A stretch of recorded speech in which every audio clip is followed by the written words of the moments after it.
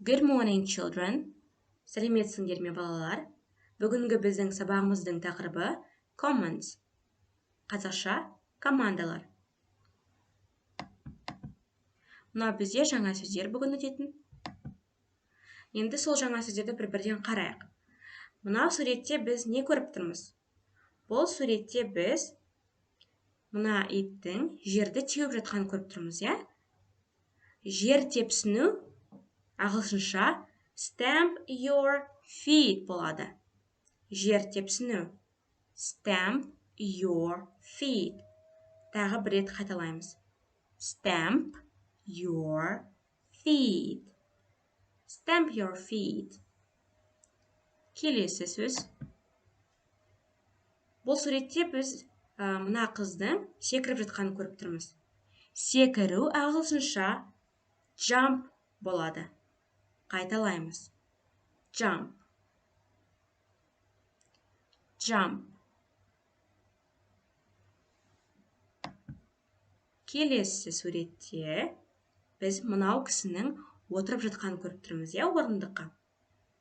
Орындыққа отыру sit down болады. Отыру sit down. Тағы қайталаймыз. Sit down. Sit down. Келесі жаңа сөз. Бұл суретте біз мына роботтың тұрып жатқанын көріп тұрмыз, я?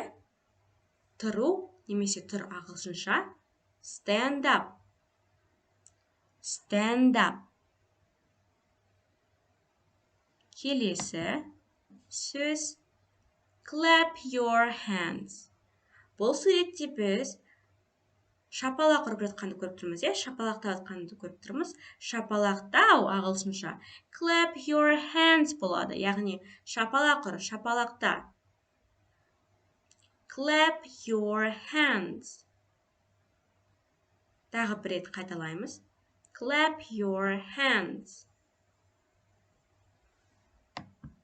Келесі соңғы сөз.